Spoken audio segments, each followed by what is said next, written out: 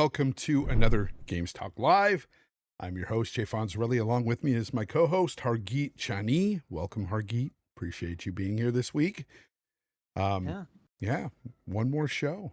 Added 153 now. Wow. Yeah, That's pretty good, 153. yeah. Pretty good. We're getting up there. Yeah. How have you been this well, week? Good enough. A little busy, but I've been playing a little bit of Avowed here and there when I can get a chance. So, but How you otherwise, liking it? I like it. It's okay. I mean, I'm still like as I go along in the game, I'm getting squishier again. So you just have to kind of handle like getting, it's an RPG though, right? That's kind of Yeah. the norm. You gain levels and then you start to have the ability to actually kill the enemies that are around you. Like when I got to the end of or near the end of the last major area, it became easier and easier because I was at higher enough levels and that like the enemies were that big of a deal. But beginning down, it's kind of annoying. You have to kind of like run away. Oh my gosh, right? But that's the way it is with RPGs, right? So, but otherwise, For yeah, sure. it's good enough. The story's kind of cool enough to kind of keep me going with it, and the gameplay loop's good enough. So, still going Nice. through it. Nice. Jake is with us again this week because, we talked a little bit last week about FSR4 and stuff, and it just seems like everything that was said on the show between him and Hargeet regarding the tech is just aged like fine wine. And we're going to be talking about that again today. Not necessarily exactly what we've been talking about. Of course, we're going to switch things up, but new stuff has come out. So we're going to be discussing that in a little while. But Jake, welcome. And what have you been playing this week? Still chipping away at Final Fantasy VII Rebirth. I'm a couple hours into, I'm a couple hours into the canyon. I can't believe I'm forgetting the name of it, but slowly getting there. Yeah, I'm still under the opinion that like it's a good game, but anybody who genuinely thinks that this is a better JRPG than Metaphor was, like for 2024, I don't know, man. I just don't see it. Yeah, I kind of see what you're saying with that game. I haven't been back to it in a while myself. But what I am playing this week for myself anyway is going to shock a lot of people. So there was this game that came out on the Sony platform, and I admit I talked a lot of crap on the game because I was like, who wants to play that? Like, why would you want to play that? And shout out to Solid Rev, YouTuber out there that I've watched for years, since back, I want to say like 2013, 2014. Anyways, it's been a while. He had a review up because I was discussing this game with a friend, and he had a review up for it. And so I said, you know what? I'm going to go watch that old review he did. And I watched it, and he kind of nudged me into wanting to play Death Stranding. I got to tell you something. Kojima is still on his weird shit. Okay. I still think that man is overrated when it comes to narrative and storytelling, because there is so much within this game that is so convoluted. And I go through these chapters and I'm listening, I'm paying attention, and I still don't know what this man is trying to tell me. There's just certain scenarios and certain verbiage used in the game that just blows my mind. It's just like, what kind of shrooms are you taking when you write this stuff? But the gameplay, there is something therapeutic about delivering these packages. I'm sorry to say, like, I did not know I would like the gameplay loop, but I like it. And it's not necessarily the fact that I'm sort of fetch questing the whole time, because that's all you're doing is taking one package from one area to the next, but it's how you tackle, how you traverse this landscape, how you use certain things certain tools and stuff that you gain access to that make it so enjoyable. I'm really enjoying that aspect of the game. And the fact that, yeah, it is kind of cool to go online and see these other people creating stuff within your world. You see roads that they've built and stuff, and they've helped you along the way. That people have left ladders, they've left vehicles for me, and I'm just like, this is cool. I like that aspect. But then there's like the whole Kojima dissertation / movie that happens at the end of what seems like every episode. where you have to sit through like a 20-minute, sometimes longer, sometimes a little shorter movie or whatever that I just cannot fathom. I cannot grasp. There was a couple episodes that I just played recently where I'm like, I don't fucking get this. And then I look it up, Hargeet, and I look into it and I say, okay, this is what he meant by this and this and this. And I see these long Reddit posts about what each of these chapters mean. And I'm like, how the hell could you get that from the game itself and what they showed? I don't get it, or what was said. But hey, it's Kojima, but I'm enjoying the game. So far, with all that considered, I'm like at a 7.5, maybe 8. Like it's really good. It's got 14 episodes or chapters. They call them episodes because you're watching a movie basically at the end of the episode. But I'm at chapter 9 and there's 14 altogether. So I'm approaching the end. Yeah. But I'm having a good time. See, I was kind of the opposite with that game. Is I was interested in the story. I've always liked Kojima's storytelling, but I just couldn't get past the gameplay. It just never like I tried many times. I've played for hours, and it just never clicked with me. So I eventually put it down for good. Oh, and the canyon is Cosmo Canyon. I don't know why I was forgetting that. That's right. But Final Fantasy VII. Yeah, somebody in the chat, Game Seeker, said he started. Oh, I'm hearing echo. Getting an echo, yeah. Yeah, might be you, Jake. Game Seeker says, I started playing Death Stranding last week as well. Yeah, it was not on my radar. I thought I would never touch it, but I got it for like $14 on CD Keys, and I was just like, director's cut. Like, okay, I needed something to play. I tried it out, and yeah, he is overrated, Boba, for sure. The narrative for me, Jake, I can't believe you like. Or I don't know if you like the narrative or if you stop playing, but I'm not into this narrative in this game. Like it doesn't do anything for me. I at least find it interesting, but I like games like, for example, I love the Xenoblade Chronicles trilogy, which is just it gets batshit insane eventually. He does have a way of making the narrative compelling. He does, because you're like hanging on to every word, but not every word is making sense to me, and I'm just like, okay, all right. We'll see what happens next, because the presentation is freaking amazing.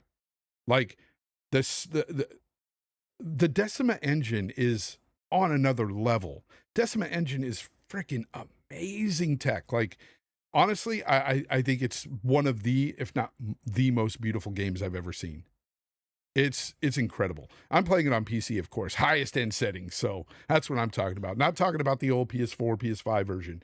Talking about the PC version, and it's just stunning. The PC version is actually really well optimized. Yes, like you can max it out, and if you're using DLSS, you can put like a 2060 in there, and it'll still do 4K 60. Like nice. it's a PS4 game, so it doesn't take much to run. Yeah, it's just beautiful. Just beautiful. Goes to show how good the Decima engine is. Yeah. No, it really does. But let's go ahead. That's enough of, what we've been playing this week, guys. We're going to talk about first topic. In my opinion, this is about the best Elder Scrolls game. In my opinion, Oblivion was the best. And there's an Oblivion remake we've been hearing about for a while. Apparently, it was Nate the Hate came out and said that it was going to be shown at this June's showcase. But now he's saying he was wrong, that it's actually going to come out a month prior to that. We're actually going to get a release of this remake for Oblivion in May. And if that happens, I have one question for you guys. Where the hell is the marketing? Like, to me, They're Oblivion, hi-fi rush it. Bro, and that's the wrong thing to do. Unless the only thing I could think of is this kind of one of those, rushed remakes where it's not going to be on the stellar end of things. Then again, this is Virtuous Studios that's making the Snake Eater remake. And while that doesn't look amazing, it still looks good. I mean, I don't know what to think here. I mean, Hargeet, what do you think about this? Why do you think it's a there's remake? So I don't know that they're gonna market it that much. It's a remake. So I don't know. Like maybe you do put some marketing into something like that, but it's a bloody remake. I like if people want to play it, play it. I just don't know how much marketing you put into remakes. You put more marketing into new games so that you get some of the, like, you know, I hear that, but we don't attention hear for new anything games, like right? something like Well, nothing's even said like on social it's still media or months whatever. away. Yeah. It's still months away, right? The usual ramp up is 6 weeks ahead of time, right? So we'll see what, you know, what they do. Hopefully. I don't know when in May, right? Is it like at the end of May? Is it the beginning? I don't know, right? So it's all rumor at this point. We don't have any confirmation that it even exists, right? This is still all Facts. rumor mill. So we don't know. Maybe it still does show up at June Showcase. We don't know, right? So we will see. But I don't think they're going to spend a lot of time on a remake when you have, like, for instance, the Ninja Gaiden 2 Black. That was a remake. How much time they spent on that? It was a shadow drop, right? So, you know, that's the kind of thing that could happen again. Heck, this could be the freaking Nintendo show. For all I know, it could be at the Nintendo show, and it says, "Hey, it's coming everywhere," and here you go, right? So, I don't know. But when We'll I see. like compare the two games so that Ninja Gaiden, for me, I Oblivion was understand just there one is of different those levels. that's just. I understand.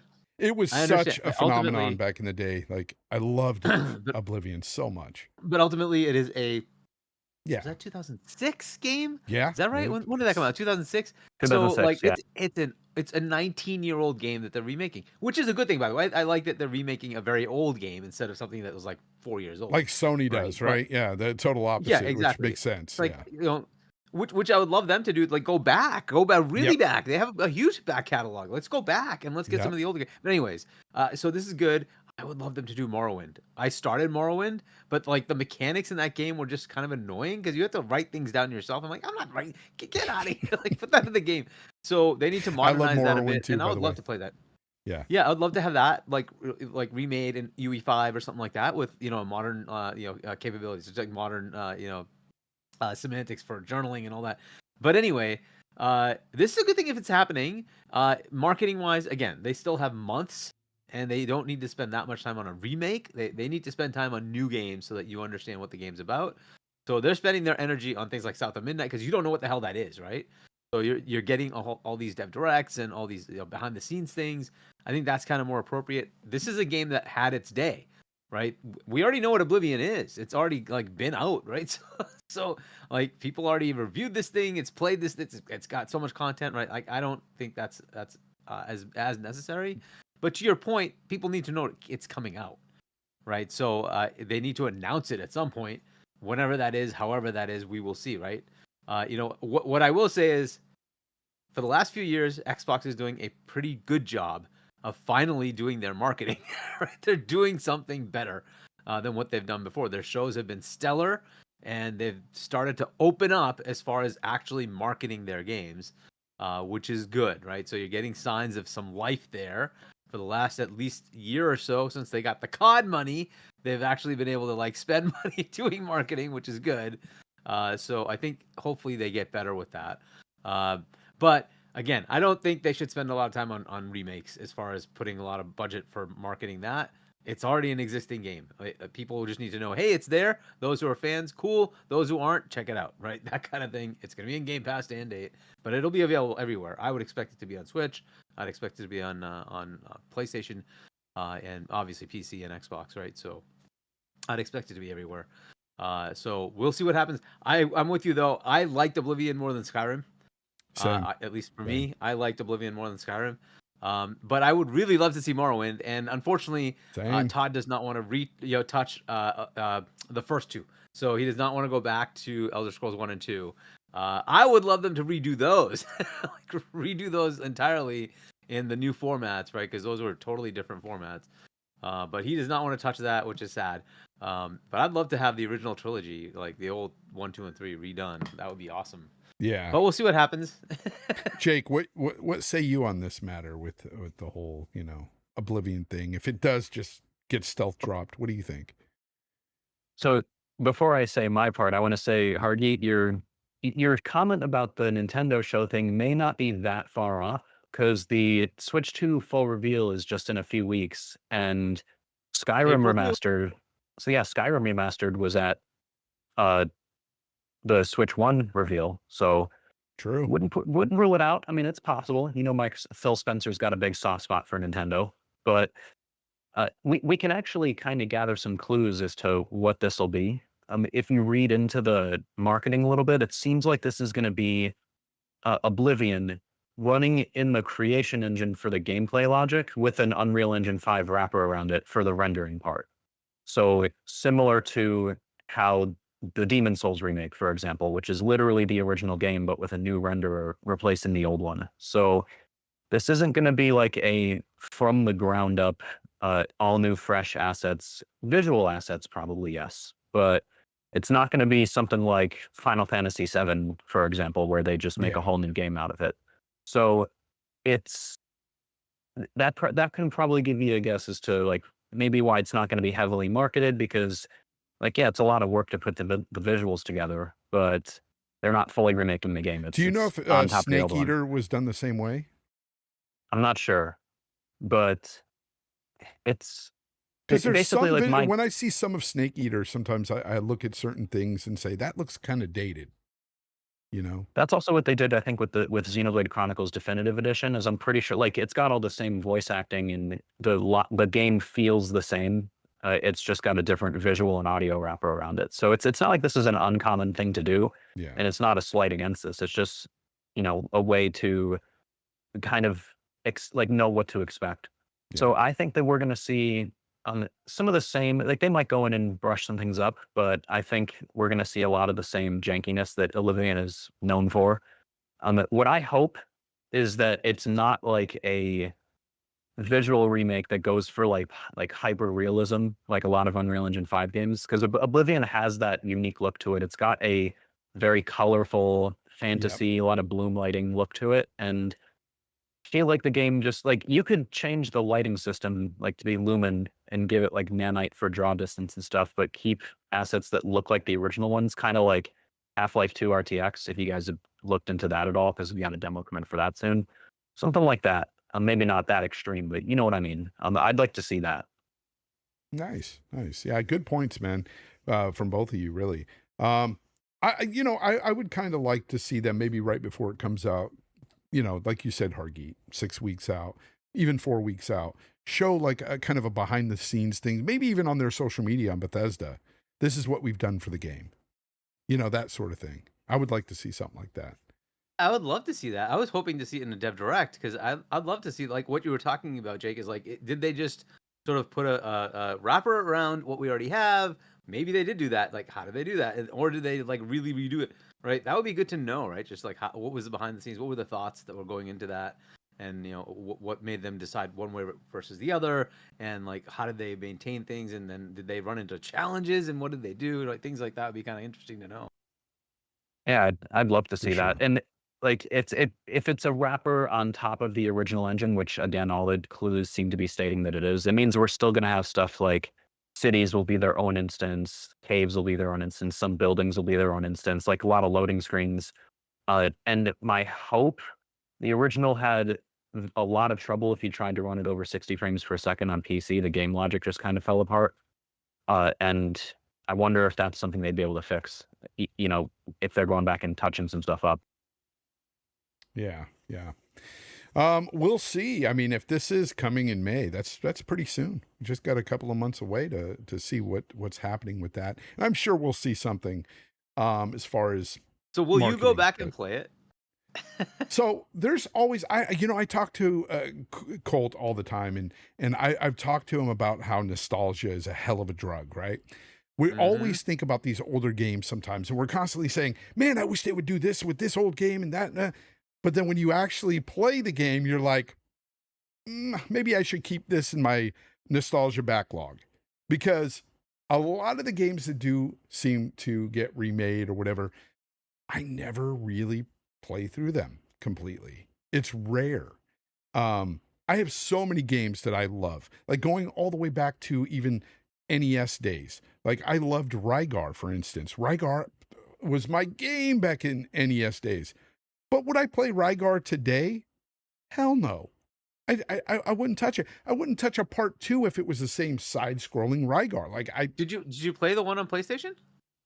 I may have. I think. I may have. I don't remember. I played that one. But I'm just saying, like, nostalgia can really get you and make you excited for something because you're thinking back to when you loved the game. I say the same thing for a lot of people out there talking about Banjo Kazooie all the time. Oh, we need a new Banjo. I'm like, go play the original Banjo and tell me you really want that shit in 2025. Like, yeah, I'm sure there's some people that would play it, but I think the majority of gamers out there would not. It would have to be modernized a lot, right? And that's Yes. why, like, kudos to Nintendo for keeping something like Mario and Zelda from Fresh. the mid Yeah. 80s fresh every time they put a new one out. You know, they keep it, you know, moving forward.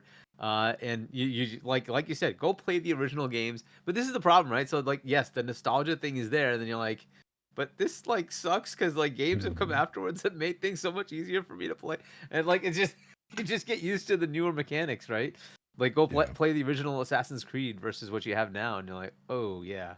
Yeah, I always think about this stuff, you know, when people bring up even Splinter Cell.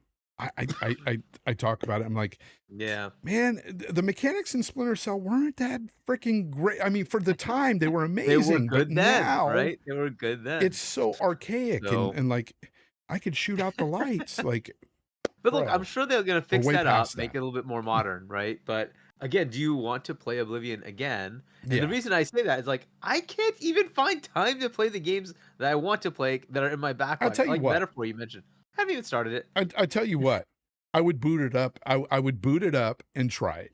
And would I Yeah. play through the whole thing? I don't know. That's Yeah. but I would definitely try it.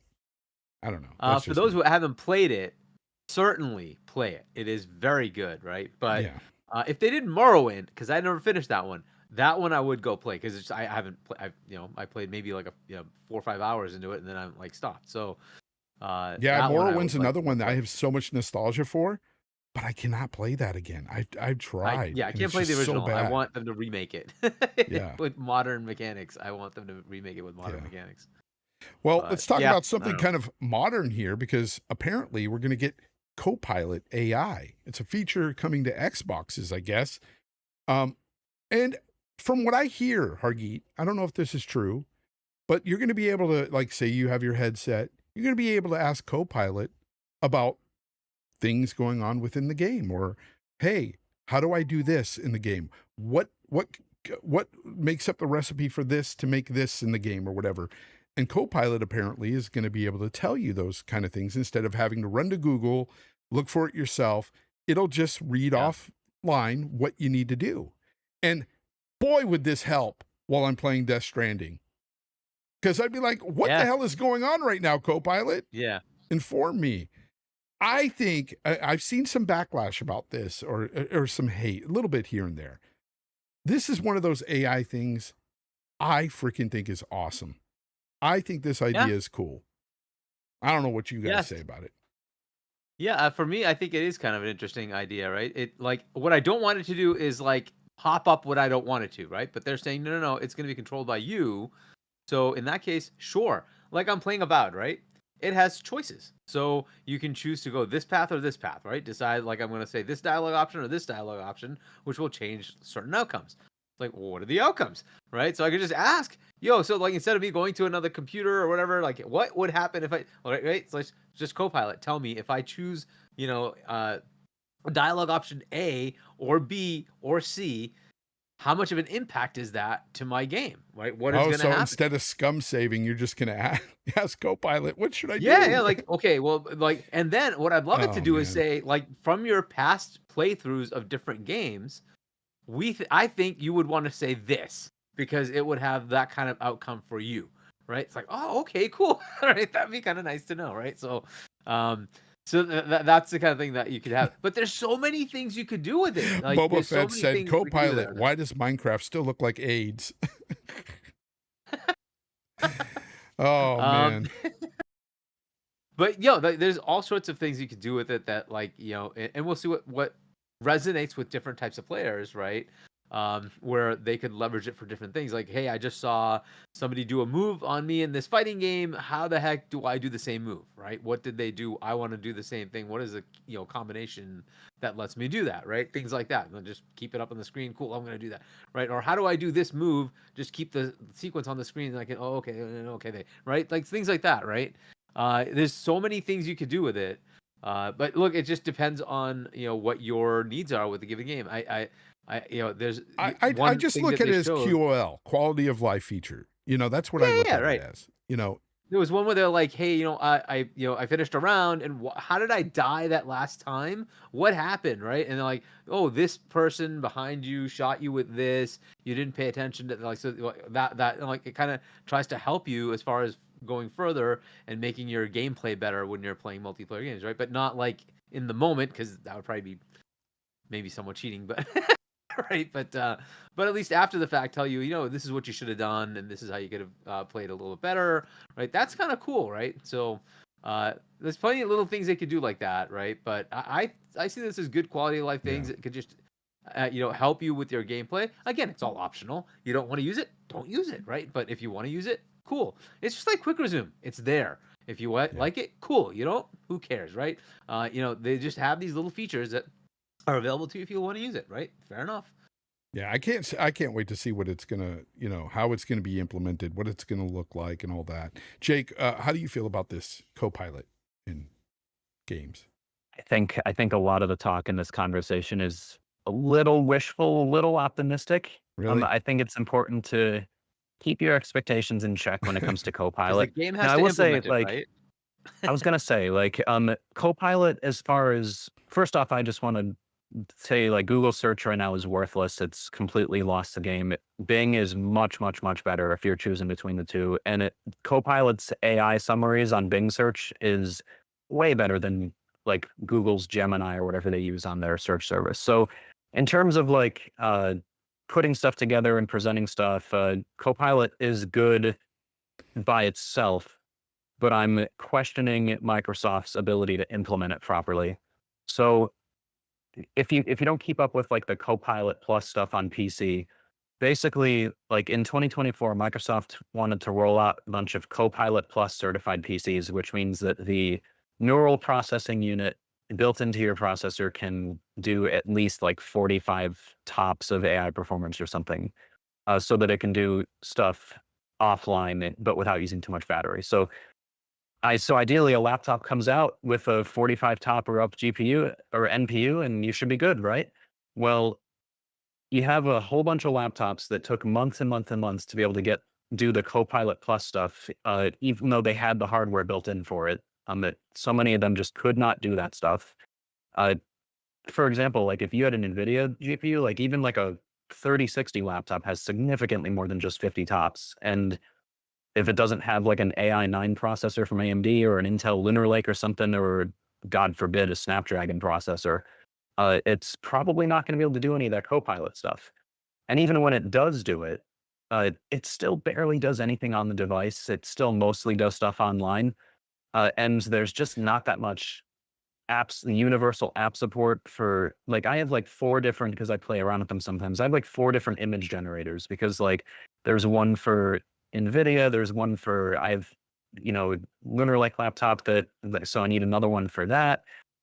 So it's I don't know. It's all just a I big guess mess right this is now. why And I said that this was, to me, was basically what it would do is do the same thing if you were to ask Copilot to do a search online. It'll just basically go grab whatever it finds for that and give it to you. I think that would work if it just did a Bing search and then read the AI summary for you, which again Yes. tends to be pretty good. I think if it does that, it would probably be okay. But I think that the Xbox Series X and S and probably PC implementation of this is going to be a little iffy until the base spec for that is not an Xbox Series S. So I guess it still will be. So whatever the next biggest hardware Well, they're not putting it generational out leap or on there whatever. yet, right? It is starting on mobile, and so it is going to be online. It's going to be online Bing search, right? And then it's going to move to PC at some point, but they haven't told us when, right? It's starting on Yeah. mobile, and so this might be a next gen feature. This may not be on Series Yeah, S that's and what X. I'm thinking too. And I think on a tangent is for Copilot Plus on PC is the goal for that, and Apple Intelligence and these smartphones that have AI, their goal their goal in getting people excited for AI and ML in the space to get people to spend money on that shouldn't have been image generation and background blurring. This isn't even using AI hardware. using Discord's built-in blur, should have been like for people that literally are too scared to even use a computer and don't know what they're doing. And so you just type into the chatbot like, "Hey computer, change like can you do this?" And it pulls up and it like does a setting toggle for you, or can you help me do this? And it's like, okay, we can do this in this program or another one, or whatever the case may be, and it just kind of uses the computer for you based on you talking to it or typing in like that. Yeah. That should be the primary focus, and it should be extremely fleshed out and very polished if they want people to be excited for that. It theoretically you can do some of that stuff, but it's still very janky even to this day, even in really good implementations. So I don't know. We're in early days. We'll see what happens, but again, just like with the Exactly. Oblivion remake, keep your expectations in check for that. For sure. There's a lot of excitement, especially when you hear about certain aspects of AI. But then there's a lot of disappointment that comes along with this too, because as we've seen with the 5000 series cards that have recently released by NVIDIA, we're like, really? The big push here is frame generation, fake frames? Like, most of us are just slightly disappointed with that kind of stuff, and or heavily, depending on who you are. And part of this is the games have to have a hook for it, right? So you do have to have an implementation for it. We'll see if that keeps happening or not. They can do things around it, but really you do have to have a lot of, if you want to get really in depth, you kind of have to have some hooks into it.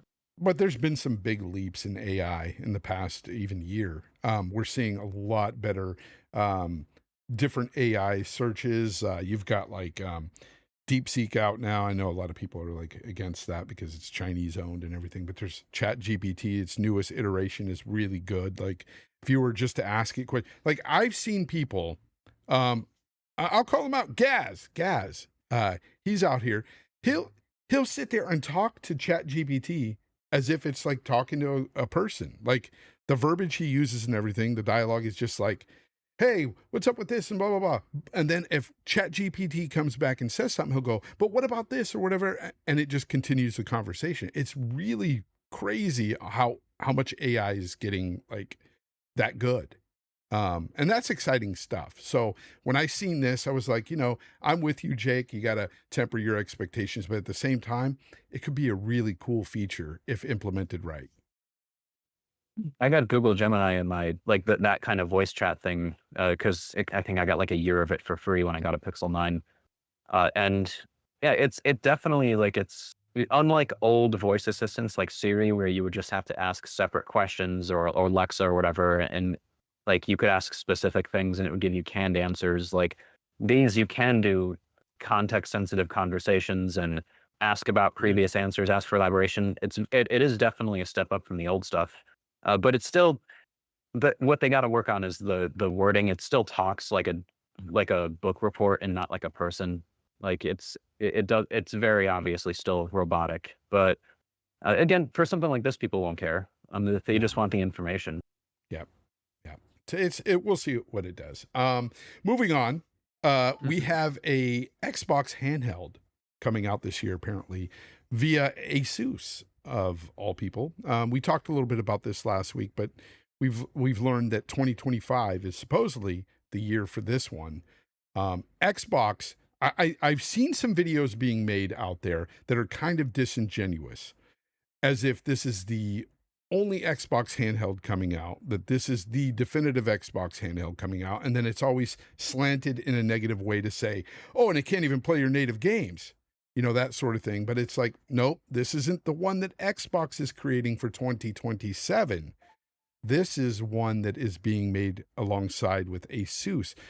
But here's the thing. It's not going to play native games. But again, Xbox has over 1,000 Play Anywhere games as it is. So you'll be able to play your game, 1,000 of them anyway, on this device. But I really have to question, especially when Asus already has a ROG Ally. Who is this really for? What are we doing here with an Xbox collab? Jake, I'll go to you first. What do you think about this? Yeah, I'm a little confused on this one too, but I have some guesses. So first things first, obviously there's going to be a hardware upgrade in it, but I think there's going to be some key differences between this and like the Xbox handheld, the one we were kind of talking about last week. Yeah. One, this Native, is probably going to use Yeah. Exactly. This is probably going to use off-the-shelf parts. So it's going to use like a AMD APU like the Ryzen Z2 Extreme, or maybe they'll just straight up put a Strix Point like CPU like the AI9HX 360 or 365 or whatever in there. So it's going to probably use off-the-shelf parts. It's probably going to be a little less specialized. Like it's going to be very similar to the ROG Ally in terms of functionality and game library. And like you said, it's not going to be native like Xbox games, but it's still going to support like the PC games that are on the Xbox store, for example, alongside Steam. And yeah, they have to have Steam support. You can't sell a handheld PC and not support Steam, even if Microsoft is doing it. That would be sending it out to die. But Facts. so the purpose of this, I think, is for Microsoft kind of testing the waters for an OEM collaboration. Asus loves jumping on this stuff. They're always the first to like claim, AMD CPUs and other stuff, and they have exclusivity for a while on some things. So they always do this. So it's testing the waters on that for potential future collaborations. And I think with this, we're also going to see, now again, they could just put this on the Ally. I don't know why they wouldn't, but maybe they want to try something with the Xbox branding and how to market it. And again, a hardware upgrade with something off the shelf. But I think they want to test that the eventual, because they're going to do it, uh, Windows SteamOS like competitive either version or mode. And by that, I mean like it boots into a controller friendly game mode, but then also has a desktop mode you can use like a regular PC. And I think this is going to be the first device to like really try that. And then the Xbox handheld, like the actual one that's going to come out in a couple of years, is going to have a custom chip. It's going to be a lot more custom parts, and it's probably going to be running those native Xbox apps on it. While again, probably also having that same like desktop mode I was just talking about, and still supporting other Windows stores, like it'll be compatible with it, but obviously in the controller interface, it'll be heavily pushing Microsoft's own store and Game Pass. Uh, so really, like it's a hardware thing. This is going to be more of a standard PC off-the-shelf parts and testing the waters for this hybrid interface, so that when they do release the Xbox handheld, and whatever the next console is that's also doing the same thing, they want that to be very good uh, when it launches, having already tested it. That's what I think's going on here. Yeah. Yeah. Hargeet, I mean, what do you think about this situation? Because I think it's pointless from my standpoint. I look at it and I go, if this was Asus's first handheld in the market, I would kind of understand. But they have the ROG Ally out there, and let me just say real quick though, that's not selling all that great. I mean, I think the units there are like maybe 6,000 or whatever sold worldwide of the ROG Ally, and you're not. I think it's more than that. Really? I don't know. It the last time I Really? checked, That I don't low? know. It's been a while. I think it's closer to like 600,000 or a Oh, is million it plus. 600,000 now? Okay. It's Maybe it was that makes- 6,000. So the Steam Deck, I think, is sold around like 6 million, but remember, like Yeah. that's only sold on Steam. It's not sold officially in stores. It's not marketed on TV. Like, so it's, you can't compare that to regular console Right. sales. The ROG Ally is sold at Best Buy. So it's got a little bit of a boost by being inside a retail store in the US. Just a Bing search says 860,000 units. Okay, I don't know okay. how accurate It's that less is. than a million, which is still like, when you look at, and you got to get the Switch out of it, right? The Switch is an enigma when it comes to handheld gaming, and I'll bring up why. That, by the way, is in 2023, so it might be more than that now. So maybe let's put it in the million-ish range. Yeah, something like that. and even the Steam Deck, you're looking at the Steam Deck, and it's sold maybe what, 2 million or so? Six-ish much more than million, that. roughly. Six Yeah, already? much more than that. Oh, okay, Yeah. okay. But still, you have to look at it realistically. If the ROG Ally is only sold, 800,000, or even let's say 1 million. Let's go with 1 million or close to it now. It's still a situation where it's kind of niche. Handheld market is not really all that widespread, aside from the Switch. And I have my reasons for the Switch being that enigma, Nintendo being one of them, but the other one is that dock. Okay, that dock, a lot of people don't even undock the Switch. They play with it on their TV like a console. So to them, it's just a traditional console. But anyways, Hargeet, not to get off the subject, but what do you think about this particular one though? Like, Well, if So Xbox is already building one for 2027, why would they collab with Asus for this?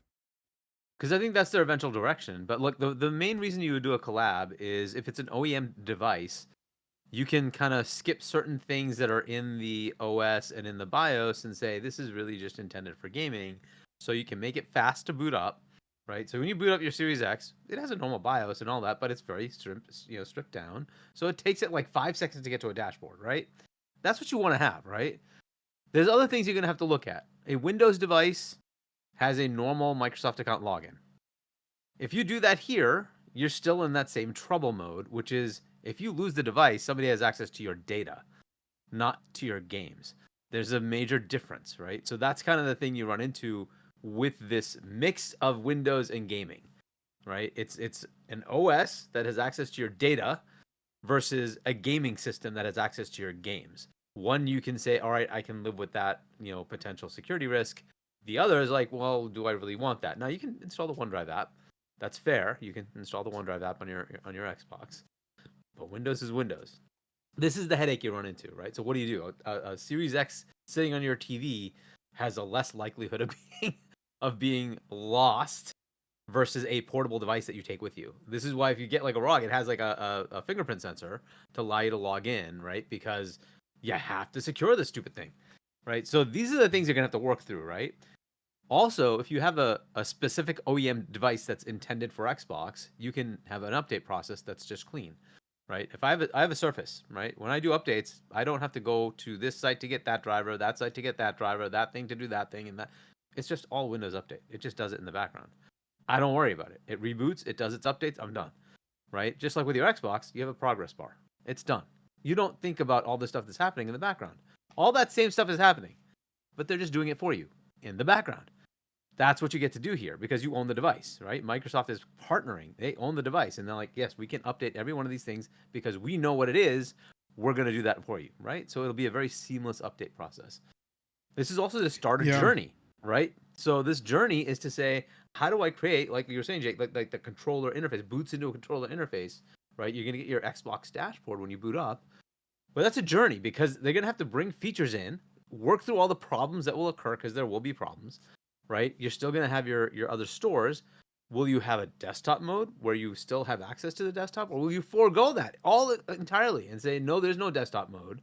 We will curate what comes in from the other stores to make sure there's no weirdness where it requires you to click a button or requires you to use a mouse, right? All that stuff is not there. Like these are things they're going to have to work through, right? But again, it's a journey. It's not going to be perfect day one, right? And that's why you do this with Asus and say, hey, we will test it with you. You take the hit on the hardware.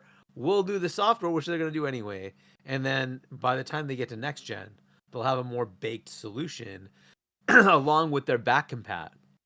And they'll call that an official Xbox device. Hopefully that allows them to legally bring their back cat with them without having to renegotiate all the the legal terms. Technically it'll work. It's not a problem. But it's really the licensing headache, right? And they can just bring their back catalog with them, right? And then the partner devices thing will still continue, right? That, in my opinion, anyway, I think they're still going to do that, and that's why they're doing. I just this, find it right? kind of redundant, though. Journey. Like, why would you have two different handhelds out there with the Xbox branding on it? It one confuses was me. sort of. I mean, it's not an. We Xbox, get a new right? Samsung Galaxy phone every year. True, but we get a new the other iPhone one was every not year. an Xbox, right? So yeah, but they partnered, you also, but it's not a part. It's not an actual Xbox device. See what I mean? So this is going to be an OEM partnered Xbox device. That's what they're looking to do. I think it's going to be called the Asus insert model name here. It's not going to be called the Xbox whatever. That's the next handheld is going to be like the Xbox whatever. This is going to be the Asus whatever, but it's going to have like an Xbox logo on it. Let me ask you guys this: and marketing. Do you think this partnered device is going to sell well? I mean, define well. I mean, it do you think it'll on, sell as well as even their ROG? Do you think? I think it'll. It could. I think it could. I mean, yeah. It definitely could, but I don't think this thing is not going to be going for mass market like the the actual Xbox handheld is. It's pretty much just test the waters with an OEM partnership and Yeah. and start building up this software base as you were just talking about. Like SteamOS, this SteamOS now compared to when it launched a few years ago, night and day difference. And that's because they've had a few years of users to using the device, sending error reports, putting suggestions on, forums and stuff. And now SteamOS is 10,000 times better than it used to be. It's just so much more feature rich. It's more stable. And Microsoft probably saw that and we're like, okay, if we're going to be Um, releasing a full-fledged handheld, we want it to be as good as possible. And So let's test the waters elsewhere and update it elsewhere. so Fonz, if let's put this in the context of new gen gamers, right? So like, let's say there's a teen who wants a PC, right? It's a good potential option where you have all the stores available, very simple interface. yeah, my son You can started play with the everything you Steam want. Deck for that reason alone, because he wanted to dip his Exactly, toes right? into And PC so gaming. Yeah. you get this, right? And it's going to be reasonably priced somewhere in the 500-600 range, right? So you have that, and then you can dock it, right? So you have the potential to dock it. Being a PC, you could have any dock you want, but maybe they'll come with one, right, that you can buy as an accessory, or it comes in the box, just like you were talking about the Switch, right? And now you have it on your TV, take it with you, right? It's both options, but it's a PC, right? So you have the fun capabilities of the PC, but you also have it in a sort of controller mode thing, which is more accessible to a lot of people, right? So this is just the kind of thing that they're looking at. I think it has value in the market, right? Steam Deck is doing well Okay. enough because it's got that ease of use, right? And it gives you the Steam library, which is very useful to have. This is Yeah. going to give you your Oh, of Game Pass course. library, your But Steam library, your Epic library, your Amazon, whatever, everything you want, all in one with a controller interface, right? what So would be the kind of an probability interesting of option. this? What would be the probability of this becoming or taking over for the Ally, and them just getting rid of, say, ROG Ally, and they're just making Asus, Xbox, whatever? It very well could be. I could see this being the Yeah. Ally too, like with the Z2 Extreme processor. Hmm. This could be the Ally 2, whatever they end up calling it. Like totally plausible. Like why would they want to compete with themselves? Yeah, I because mean, I people look at it as generally like they're like the cannibalizing Ally. their own sales for their ROG Ally, for their next ROG Ally. Why not this be their new Ally? It very Especially if well could be. Microsoft's willing to bankroll some of the R&D for you versus Asus Facts. Yeah. having to just do it That part. themselves. Yeah. Kidding me? That's why Asus jumps on this stuff all the time because they want to spread the costs out. Yeah, yeah. It's and talking about the future Xbox in 2027, the handheld anyway. The more I talk to, people, that talk Xbox all the time, like Colt and stuff, the more I keep thinking that this thing is probably going to take the place of like the Series S in a way. This generation, the Series S, while next generation, maybe that's the Series S, where it's this handheld alongside a console that's like, the new generation of Series X, whatever it may be. And it just may be a cheaper alternative into the Xbox ecosystem on a handheld. But the key difference is it has to. The only way I think this sells really well, it has to come with a dock. It has to come packaged with a dock, because a lot of people that might choose that route say, hey, I don't want to spend $700-800 for that new Series X. I'm going to buy the handheld instead, like they bought the Series S, but they're going to connect it to their TV and they want it to stay on their TV. They're not handheld guys. There's a lot of them out there, even in the Switch land. There's a lot of guys who just have it hooked up to the TV. That's one thing that Colt and I agree on anyway when we talk about this. It needs that dock. They really need I to put that think dock in there. I think that'll be in the Xbox handheld. Mm-hmm. I'm not 100% sure. I don't Yes. think that's going to be included with this, Yeah, but I I'm think talking about that'll the be in the Xbox one. Xbox handheld. Yeah. Yeah, that'll definitely have some sort of dock built in. I don't even think that's going to be a separate accessory. Like Microsoft, unfortunately, it needs to be a bit of a loss leader in that case because, well, this next gen Xbox, especially if they're trying something fresh like that, is not going to be immediately widely received in the market. They've got to convince some people to spend the money on that. And you know what this gets rid of too? Parity. You don't have to have exact parity with a handheld device and a console. It would seem weird because one is drastically going to be more powerful, especially in handheld mode or whatever. It's just the power consumption alone. One thing that Colt found funny was he boots up games. Sometimes he has a ROG Ally. He boots it up, and when it's in handheld mode, the games are just so pared down. There's some of them really struggle to run, but when you connect it to the wall or whatever, you get more power there because you have more power consumption. You're able to get that juice. That's a big thing with handhelds, right?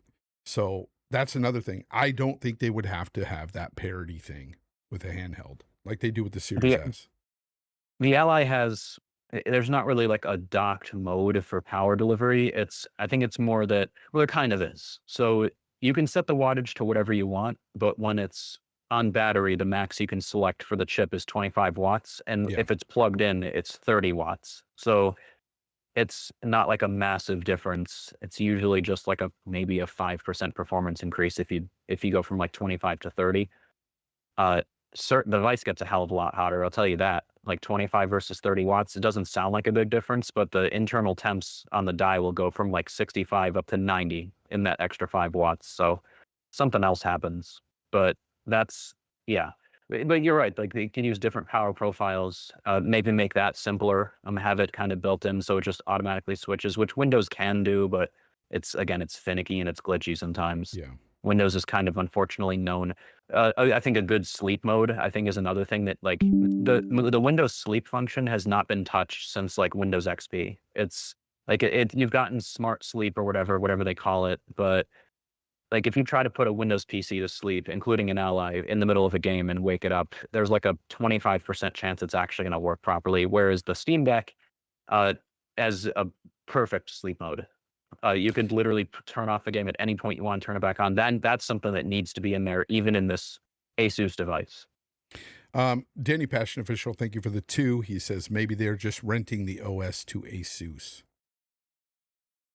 I don't know. We'll see. Like I said, I'm kind of feeling maybe this is the new Ally. I mean, you know, I don't know about renting the OS. It's just an OEM license, just like any other partnered device, right? You can buy a Dell with Windows on it. They just pay for the license. That's it. 9 Lives in the chat says, honest, don't have much faith in Xbox nailing the hardware. I hope I'm wrong. Well, here's the thing. The Series X hardware is great. It's phenomenal. The issue that I think a lot of this generation that we've gotten is, let's face it, while the Series S don't help things with parity and stuff like that, that's not really the main issue. The main issue was they make the games for the PS5 first and then port over to the Series S and X. And they get what they get. They don't really do any real optimizing or anything. Like a lot of these companies, just the ones when you see the X is running a lot worse, it's because there just wasn't much optimizing being done from that studio for those consoles, because they've done all of it on the PS5 first. And that's just the way it is. Like, they are the market leaders. I was going to say, like, if you're a game dev, would you be primarily like putting most of your work into the device with a 70 million install base or like a 30 million install base? Like, it's obvious what you're going to do first. It's not even 30, because remember, it's like 50-50 between Series S and X. Yeah. So even doing the X, you're talking about 10 plus million. It's not even that much, right? Because at some point it was like 70% Series S. That was the majority, and now it's kind of become even. But that's kind of where exactly. it is. You'll notice that like a lot of games that were developed with PC in mind and get ported over and were like DirectX first, oftentimes those tend to be like a lot better showing on the Xbox because they're similar enough. But any like console developed first games most of them are going to be developed for the PS5 first. It'd be crazy to develop for the Xbox primarily and then port to PS5. True. Guys, did you hear that EA and Microsoft may be looking at buying Ubisoft IP? Apparently, Ubisoft has been shopping around their IP. I'll just say it. I don't want to see either of those companies buying any Ubisoft IP. I know a lot of people shit on Ubisoft too. I actually like a lot of Ubisoft games. I know I'm that one weird kid. I like freaking AC Assassin's Creed games and stuff. I play them. and I enjoy them, even with all the tropes. But I look at Microsoft and I look at EA and I'm like, all the studios there have their own games going on and stuff. I don't see no time for them to really spend on any of these games. I just don't see. I don't know. Hargeet, what do you think? Is there a Ubisoft IP that you think that Microsoft and name me a studio at Microsoft that could really nail down and get good? So it would have to they would have to get the studio with it. But like you would think it would be like the bigger games that we might like. But here's the problem: either you get the Tom Clancy license along with all the studios that make the games, or buy some other studios in the gaming world that can go make those games. Or because I don't know if you could just piecemeal it. Say I want to get Splinter Cell, right? Everybody talks about Splinter Cell. Well, can you just get Splinter Cell because it's part of the Tom Clancy IP? Is it something they could just sell off pieces of? Maybe, I don't know, but it feels much more like Spider-Man, where Sony got to have it for a while, and as long as they keep doing stuff, they have it. But ultimately, the owner is still Disney, right? And so if there are certain stipulations that happen, Disney takes it back, right? And so they still own Spider-Man, but they gave the movie license rights to Sony for, X amount of time. And if they keep doing certain things, it's okay. They can keep having it, right? That kind of thing. So I don't know if that's what it would be. And so, I don't know. What I would look at from their catalog and say the biggest thing they could do is obviously Assassin's Creed. I don't know if that's going to happen. I also have no idea how Shadows will do. We will see. If Shadows fails, that's on the table. I'll just be very frank. It's on the table. If Shadows does really well for them, they'll take that off the table and say that's what's keeping our lights on. Fair enough, right? If you take away Tom Clancy, it takes away one of their bigger games in Rainbow Six Siege, right? That's the one that keeps running. I think that's the one that's still working, right? And that makes money for them, right? So could it be that Division and all that? I don't know if they really make a lot out of those, but at least Rainbow Six still continuously keeps getting players, so they're getting something from that. I don't know if they want to just give that up. Maybe they do, maybe they don't, right? But you take something smaller, Just Dance. It's a small IP, not expensive. You might not care, but it's an annual release that has an audience. Does it still? What's that good for? Is that something that? Oh yeah, really? It sure Oh, does. Just Dance has a massive casual audience. It's like not this big, but it's like Candy Crush. Yeah, wow, and so I did not know that. I'm blown away. You take that and put it in Game Pass, right? And why do you? Because you want annual games. You want games that have a regular cycle that just keep coming into the service. So it's a good option, right? Is that going to kill Ubisoft? Probably not, right? Is that a value to Microsoft? Yes, because of Game Pass, right? You have something that comes in all the time, and people just recognize, oh, hey, it's in Game Pass. Oh, I mean, that's another value add to my service, right? So you take something smaller like that. That could be something they could take. There are other little stupid things. They have. I'm pretty sure they have the publishing rights to the first that South Park game, right? That Obsidian did. So Obsidian has like the game, but they don't have the publishing at Microsoft. So this would just give them the permanent rights to put it in Game Pass, right? So they could just take the publishing rights away from them and say, well, we would take that game, and Microsoft will own it. And they don't own the license obviously, but they would own that publishing, and they can put that in Game Pass. So that's something of value. Otherwise there's smaller games they have like that. If you want to go to bigger games, I think take the Tom Clancy license. They've shut down their interest in Watch Dogs. But to your point, who's going to make the game? The people who made the game are the ones that you kind of need, right? Now, I don't know if they've let go of some of those people or not. If they can form a studio, great. But that's part of it. You get the IP. You need to have a dev studio behind it. And you want the people who made the thing, because otherwise there just won't be any enthusiasm for it unless there's just some magical reason why somebody else in the Microsoft catalog of studios decides they want to play around with somebody else, one of these IPs from Ubisoft. When, let's face it, Microsoft has a ton of IP now, right? And they have a lot of studios, that's fair. But there's so many things in their back catalog that they could leverage that they don't have to really go to Ubisoft. So if they're going to do this, they have to get the studio with it. And I want to understand, what is the purpose for Ubisoft? What do they get out of this? Okay, let's say they shed a couple of IPs, get 400 million, let's say something like that, right? Right? What do they do next?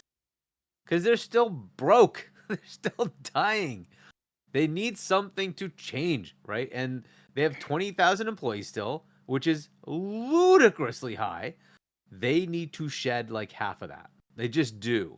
And how they do that, I don't care, but they need to do it. And they need to cut back on their games being massive and start making smaller games and try to leverage their IP and do something more with it. What they're doing right now is just unfortunately not good. Now, they have tried that with smaller games like they did Prince of Persia, the side scroller, and unfortunately it failed. They did AC Mirage, and unfortunately it failed. Now, if Shadows fails, oh my god, are they in trouble, dude? And honestly, like I can't. I know people playing the game currently, and it's just like certain things I'm hearing. Man, I just it sounds like that could be possible. It could fail. I would not be surprised. Unfortunately, it got that little label of the DEI thing or whatever you want to call it, right? The woke thing. No, it's not even about right? that at all. It's the game itself. Well, if the game is bad, that's even worse. But just because it has that will have a negative impact somewhat. Yeah. Right? But maybe it overcomes it.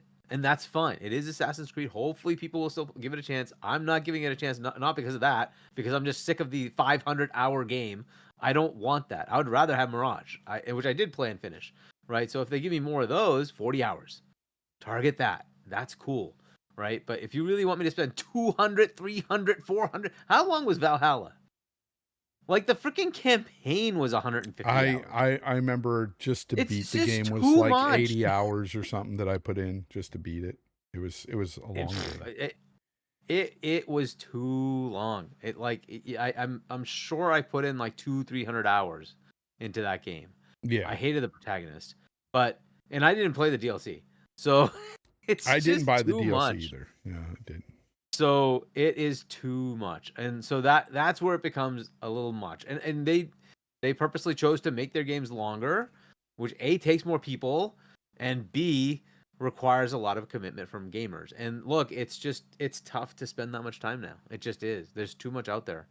So and that's causing them to not sell as well, right? That is going to be a problem for them. So we will see where Shadows goes. We'll see. But if that fails, they need to do something big time. So we'll see what other IP might be of interest to Xbox. The obvious one is the Clancy license, but again, who makes the games, right? And like you look at the Clancy licenses, there are equivalents that Xbox already has. There are equivalents that EA already has. What are they going to do with it, right? Where's the thing that's going to be so compelling? And the only game that comes to mind is Splinter Cell, right? They tried to make a COD killer with X Defiant. That didn't go anywhere. And guess what? Microsoft already has the COD killer. It's COD itself. They don't need to buy somebody else. They've got COD itself. So, they're good. And that's the thing. So it would have to be other types of games. You have Beyond Good and Evil, things like that. They might want to maybe fund that game. I don't know. That's a possibility. What I was also thinking is they don't have to buy the IP. They could just say, you know what? Just like with Ninja Gaiden 4, we're just going to fund Splinter Cell. We will publish that for you. So let's fund Splinter Cell. And with the new mode they're in, that doesn't lock it down. It doesn't matter. It'll still go everywhere. Who cares? But it's published, funded by Microsoft, so it gets done. And then they can also put it in Game Pass, right? Because now they're publishing it, therefore it goes into Game Pass. So I think that's a potential option where they can help them sort of solidify the getting the game over the hump, as it were, get it finished. And that way they're a little short up. I'd love to see an option where they could take Game Pass and add Ubisoft Plus to it. Maybe not Ubisoft Plus the you get the Ultimate Edition. Maybe you just get the Standard Edition day and date, and you have to pay for the just like you do with other games. You have to pay for the Extended Edition DLCs and early access and all that stuff. Cool, whatever, right? But that way they get like some money, just straight up cash just comes to them. That would be of value to them to keep their books going. But they are like not looking good, man. I know they're hurting bad. They've been hurting bad. Jake, what do you think about Ubisoft and shopping their IP? I pretty much agree with everything Hargeet said. A couple things I want to elaborate on some specific examples in there. So yeah, the reason Ubisoft is able to have Splinter Cell is because they have the Tom Clancy, like the license to use the Tom Clancy name. So they can't just get rid of Splinter Cell because then that involves the Tom Clancy license and that would just be too complicated. And Ubisoft is not going to give up like Rainbow Six Siege and The Division and those other games that actually work for them.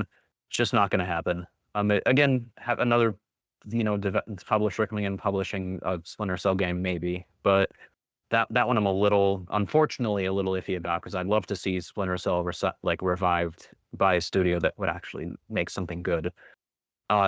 South Park, those games again. Trey and Matt are very, very frugal and intelligent businessmen, and Ubisoft basically only had the right to make those games, but Trey and Matt still own like those IPs. Like they own Stick of Truth and Fractured But Whole. So and again, that's just because Matt Stone especially is he's good at like negotiating things. Because he's kind of the one between the two that deals with the censor boards. And they're trying to make like their show and movies. So that's another one but I do think like smaller ones you mentioned Beyond Good and Evil, that's a good example of something they don't really care too much about anymore and could sell off to somebody else.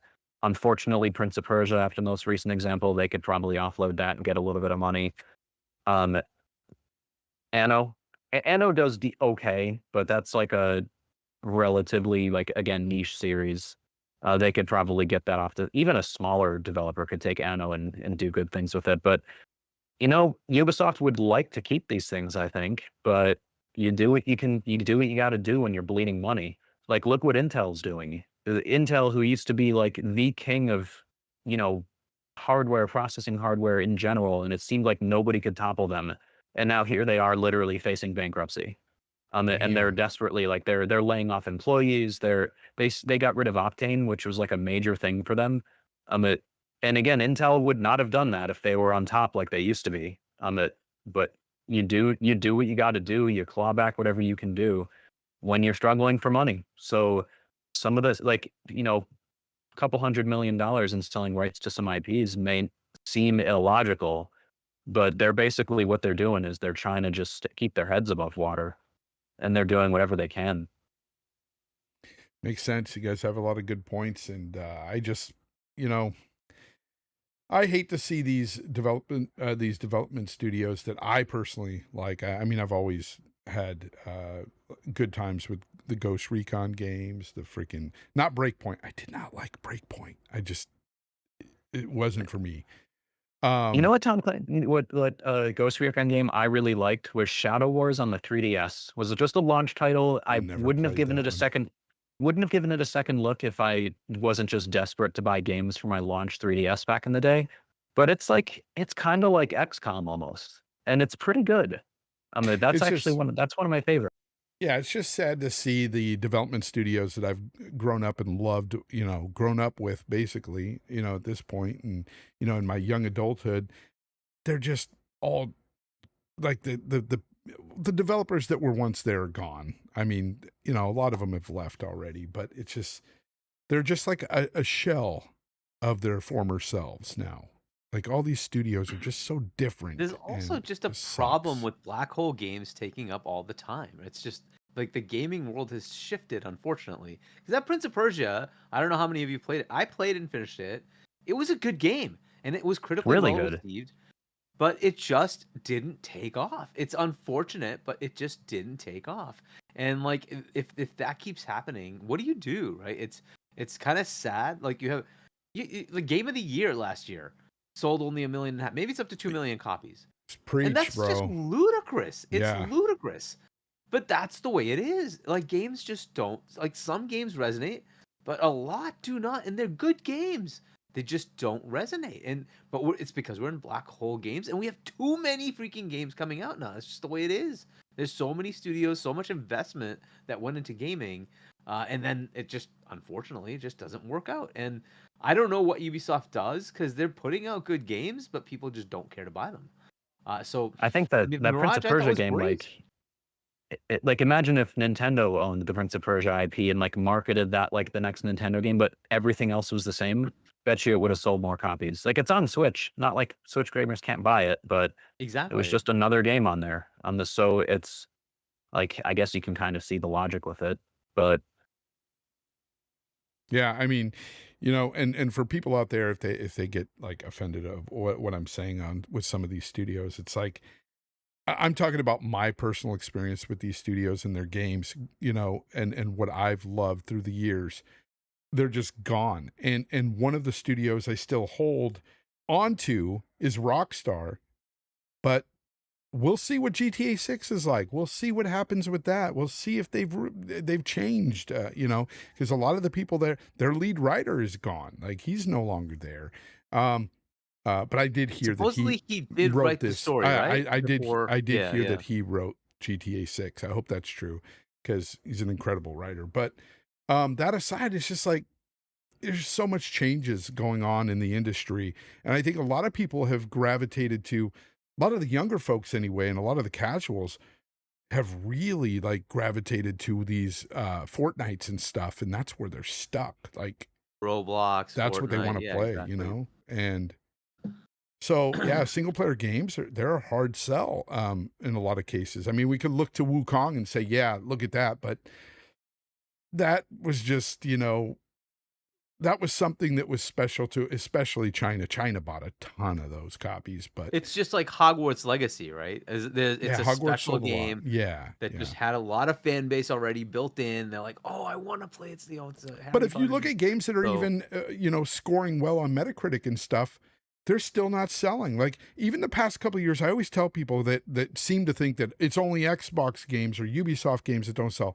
No, even PlayStation games. The last couple of years, if you look at all the games they've published, now they may have not been first party, but they've published and they've reviewed well. They're only selling 1 million copies, 1.5 million.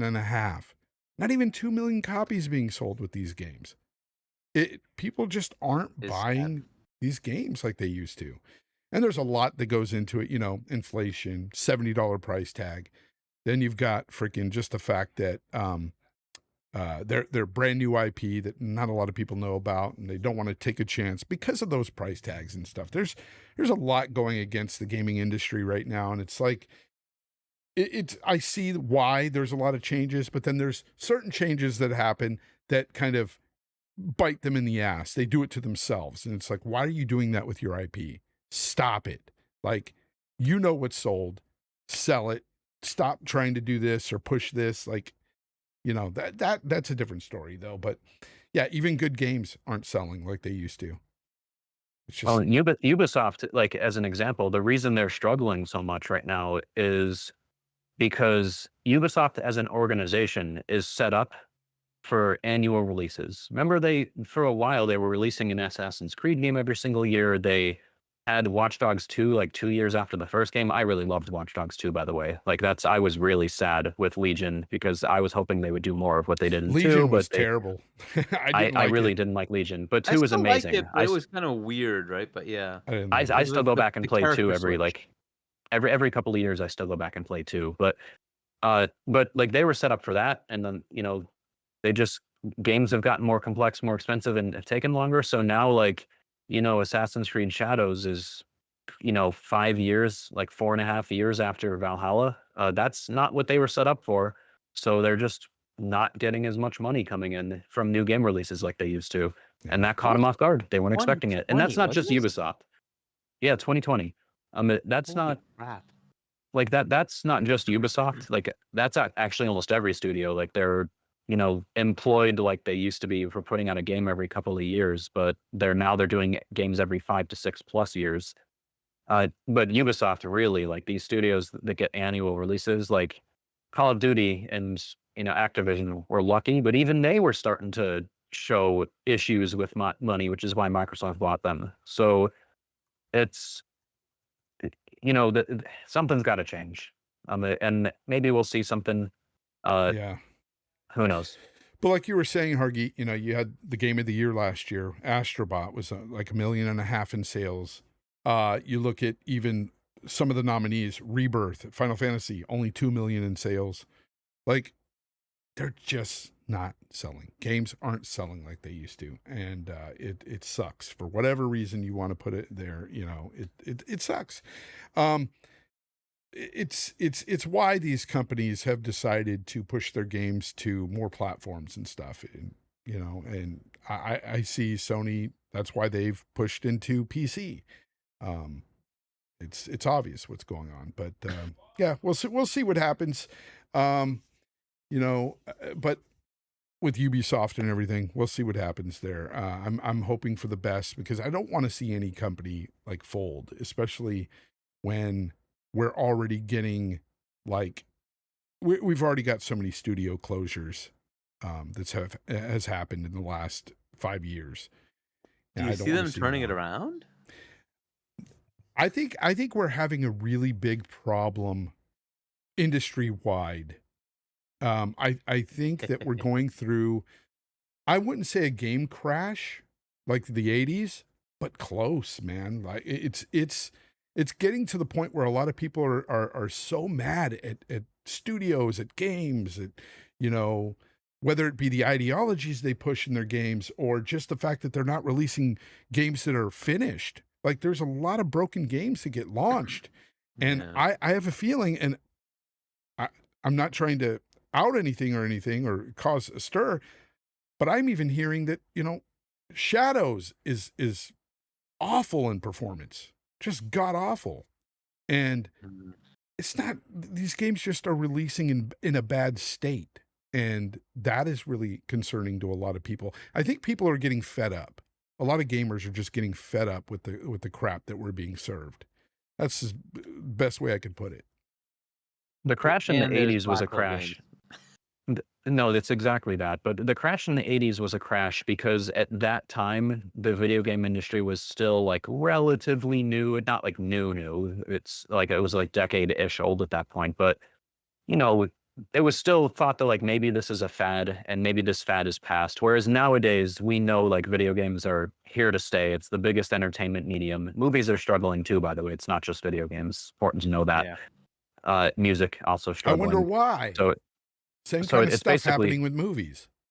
Yeah, so you got to look across all entertainment to kind of get some clues on what's going on. But like the only reason it's not a crash right now is because like we're confident that like the gaming industry as a whole is going to stick around. But there's definitely we're in the middle of like a reset in a lot of ways. Yeah, I see that. Graybeard Gaming, thanks for the 5. He says AAA is lost in a bubble and have no idea what we want. Just appeasing investors. You would think that, but I think even investors are getting tired of it. I think that there is when you look at one aspect of what I consider to be wrong with gaming right now, and this is just me speaking, I'm not speaking for Hargeet or Jake or anybody else out there. If you look at certain, you know, what they call quote unquote woke, certain things that's going on, certain ideologies being pushed, there's a lot of pushback for that now. Even investors are pushing back a little bit on this stuff because these games that sort of push these things just aren't selling. And what investor is going to go along with that?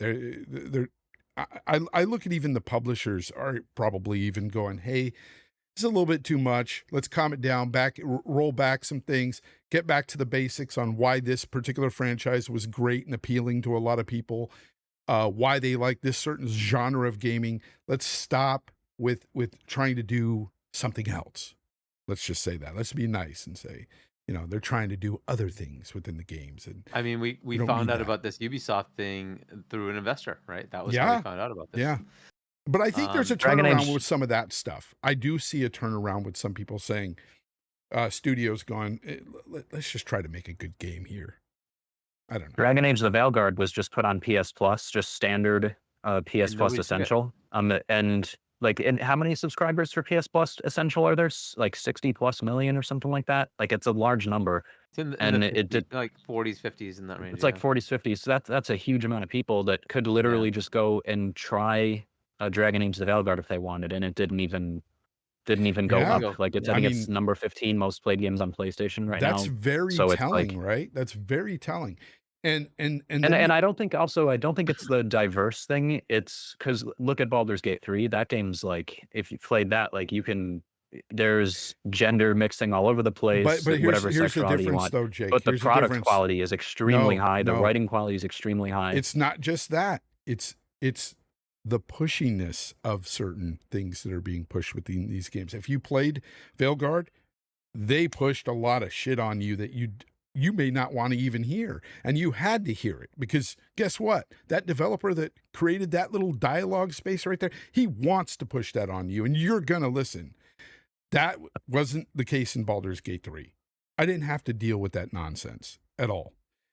There's a big difference, and these people have to learn how to write things and do things the right way. Like, I don't care if you want to push something, whatever ideology you want to push within a game, but make it make sense. Write it in a good way. Have a good narrative. Tell your story. You know, if this particular person happens to, let's say a male character happens to like other men in the game, fine, but make it make sense. Write a good narrative on it. Make people understand that, this is not this whole character's essence and this is what he's all about. Like, sexuality to me, honestly, shouldn't really play a heavy part in video games to begin with. Okay? That's just not why I play video games. Like, matter of fact, Jake, I played all through my first playthrough of Baldur's Gate 3. I did not romance a single person in that game. Not a single character in that game. I couldn't help it, man, Carlac. People ask me how. They like literally say, how did you do? I just didn't entertain it. I just played the freaking game. I just did what I had to do. Beat the game. A good example. And then I did it, after I did a second playthrough. Yeah, I tried different romances because a lot of people were saying it gave it more emotion. You got more history on some of these characters and you saw the changes within these characters when you gave that emotional attachment to it. Like, I saw that. And it was, again, good writing because they made it make sense. And that's what they're skipping here. They're skipping the make sense part straight to, you're going to listen to me, and this is what you should be thinking, and this is how people should deal with everybody like me, because I'm special. That is the part that people don't like. They don't like being told that somebody else is special, and you're going to have to listen to them grandstand for 5 minutes in a fucking video game. I'm sorry. It doesn't work. And a good example of one that was done well, whatever you think of modern Naughty Dog, but episode 3 of the Last of Us TV show, the one about Bill and Frank, there was some pushback online, but that was generally well received. And that whole episode was about a gay relationship. And it made sense. It was written well. You don't even have to go to the TV. You can go to old Dragon Age games where there was a gay character in the game.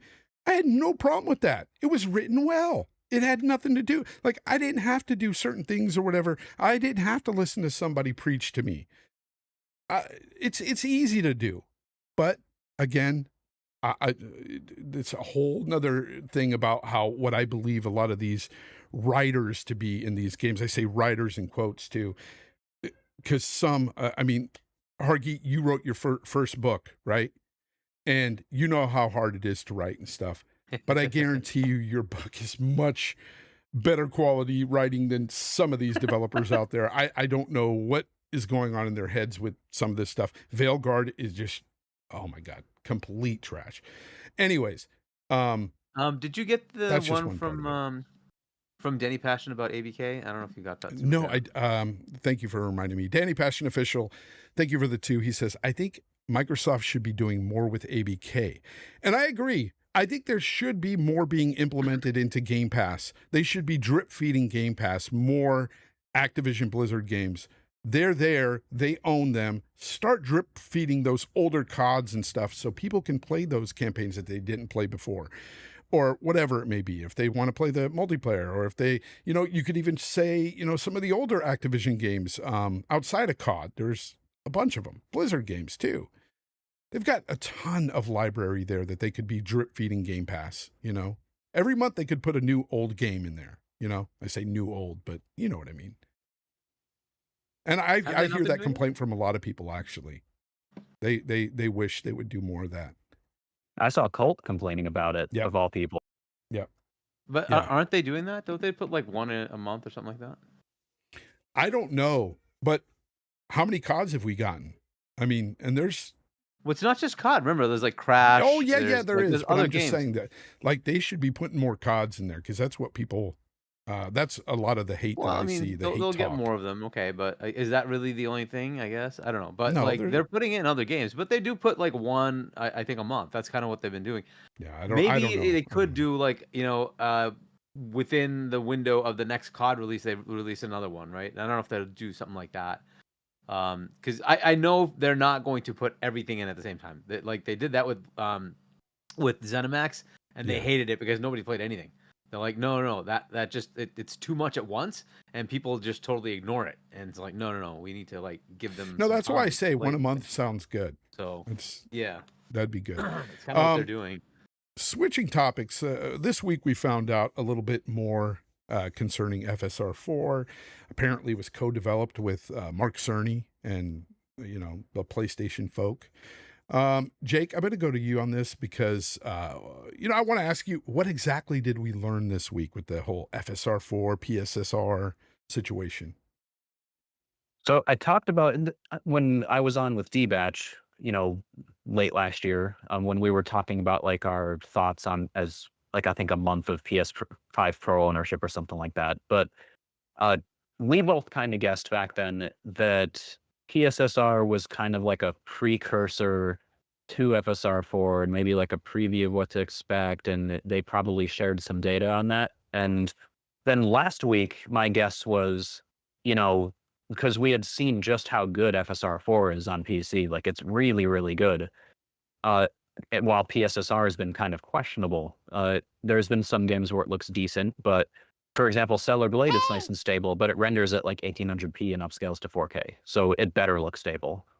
Uh, but that's been a lot more hit or miss. Whereas even games where FSR4 is modded in right now, which you can do via OptiScaler, pristine looks almost perfect. Couple of like issues, but it's generally pretty good. So my guess last week was that like Sony made PSSR because they wanted an ML, like a machine learning upscaler, before AMD was ready to make one. Like AMD was like PSSR started development years ago. PS5 Pro started development years ago.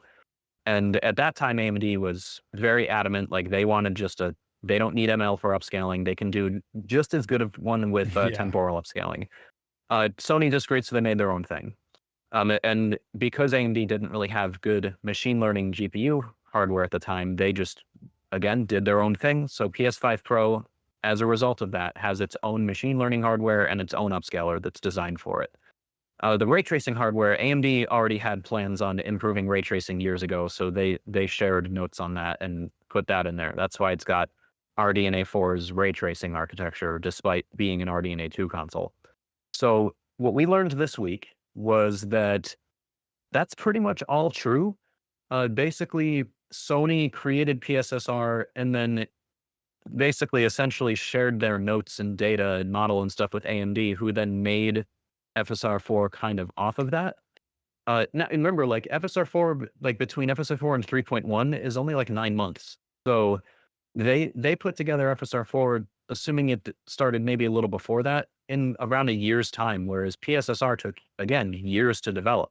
And I don't think that AMD would be able to make FSR4 from scratch if they didn't have at least the data from Sony where they can then build their own thing. So my guess last week was that like that's what they did for PS5 Pro, but PS6 is going to have hardware support built into it for FSR4 Plus, so that they could just put it on there.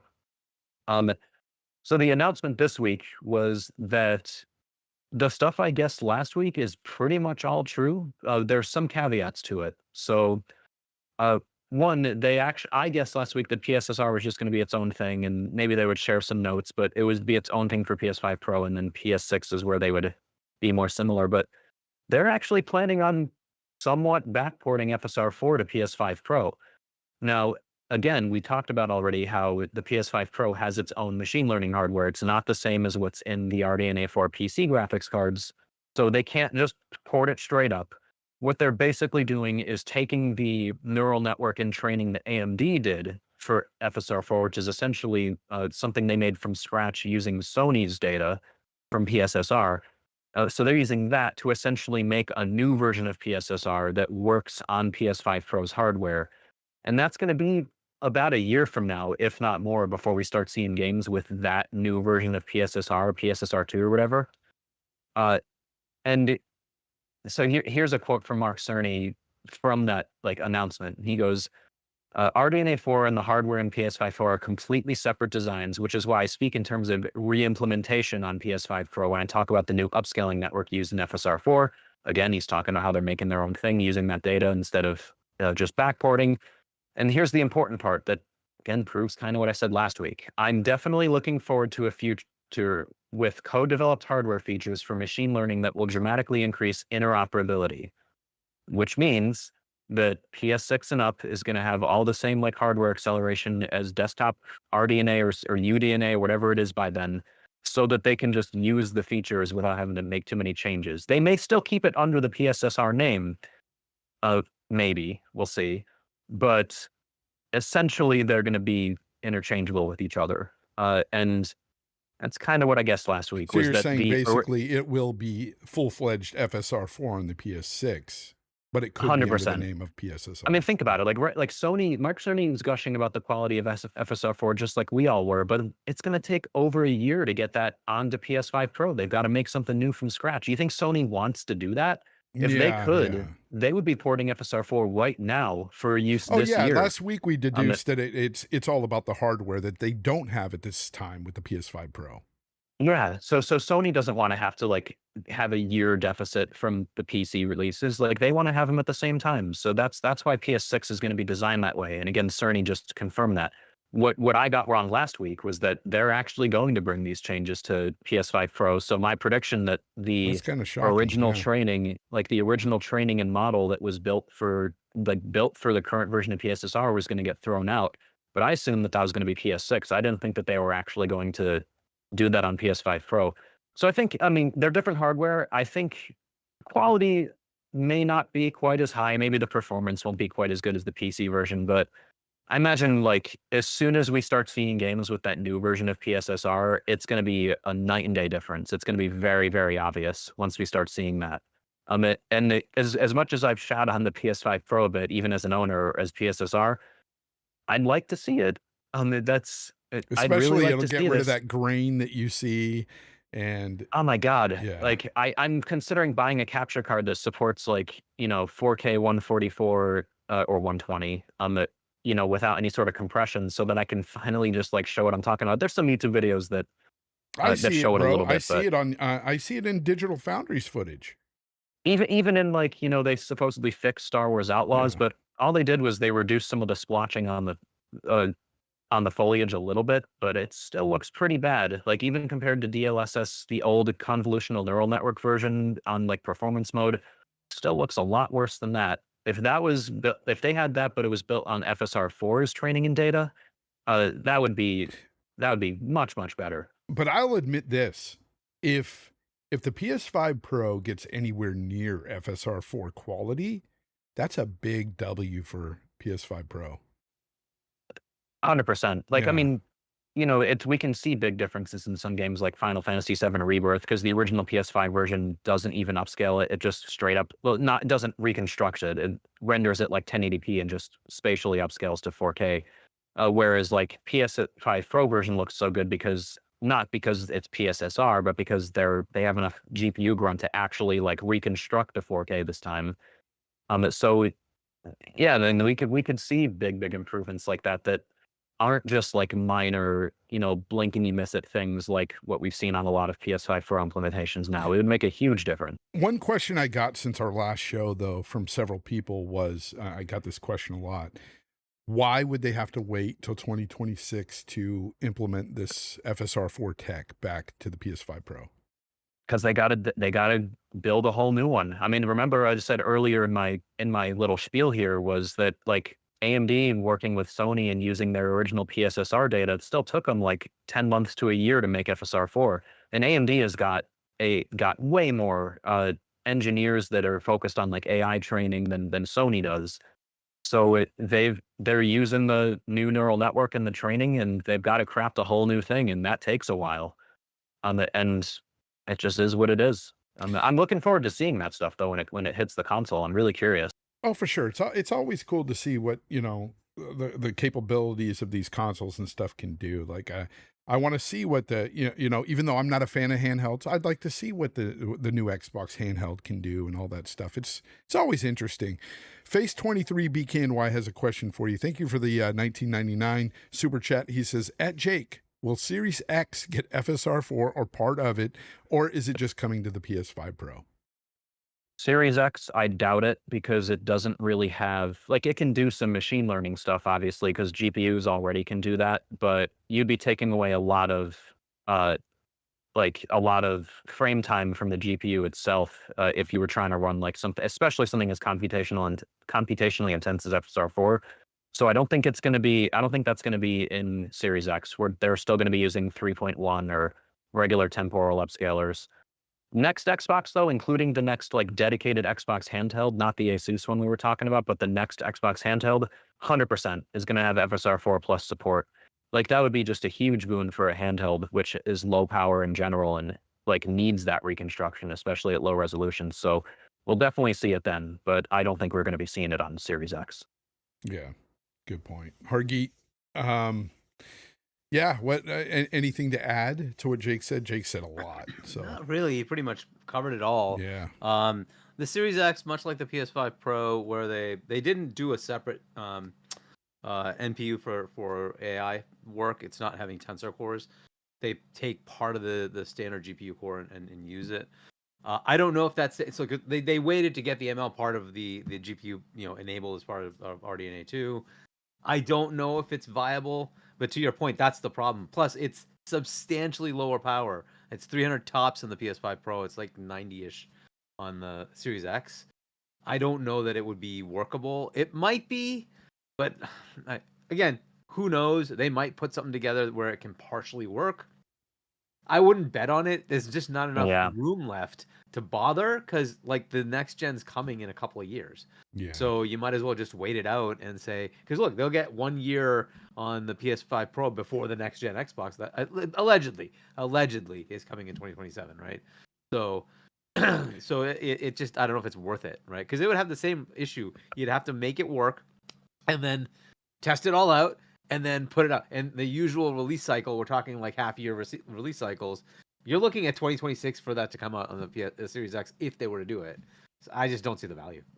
If you want to see a good example of like what to expect from that, I'm sorry to interrupt. This is the last thing, I promise. But if you want to see an example of like what to expect, not to the same degree, but what to expect running like FSR4 or some sort of like ML upscaler on Series X is go grab like a 6700 XT on a PC and run XeSS, Intel's AI upscaler, which uses just uses DP4A, which is like the GPU brute forcing the ML. Yeah. And it's a huge frame time cost. And that's nowhere near as good looking as FSR4, not even close. On Intel hardware, it actually uses their tensor cores, their XMX cores. But that's XeSS runs so poorly on RDNA 2, especially lower power RDNA 2, that's like the consoles, that it's oftentimes just not even worth using it. I'm just glad that AMD has stepped up their game with FSR because honestly, like another generation of that, the 3.1 or, whatever iteration it would be if they weren't using the hardware ML and all that. For me, it's a stark difference. If I play, I've noticed that in certain games, if you play them on the PC and then I go to the Xbox and it's utilizing FSR 3.1, in the darker shadows and stuff, there's this like noise that's within the shadows and stuff, and it's like it's ugly, really ugly.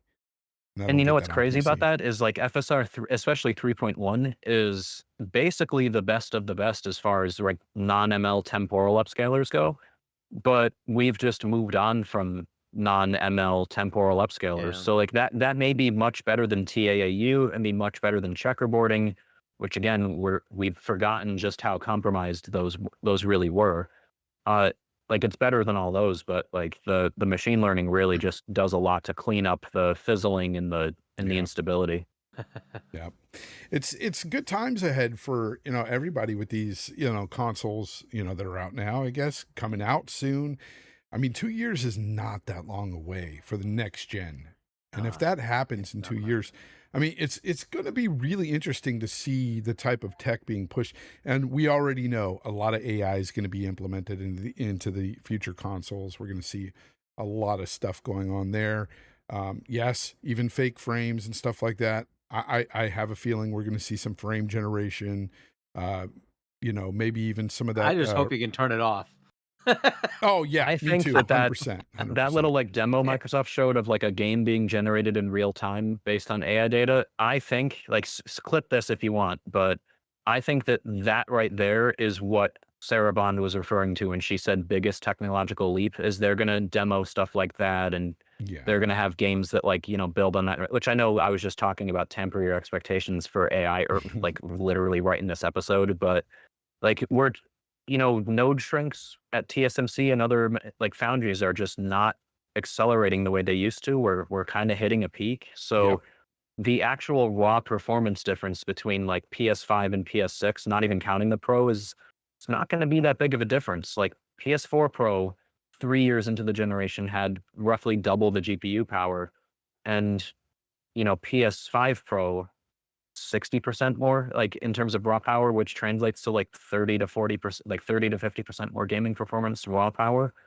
Like it's not going to be a huge raw performance jump. It's going to be ML and other features to try and like justify that new gen. That's what Jason Ronald tried to explain to me in a DM when I asked him about, where we're at with tech and why we're seeing more AI implemented. And it's for those very reasons, Jake.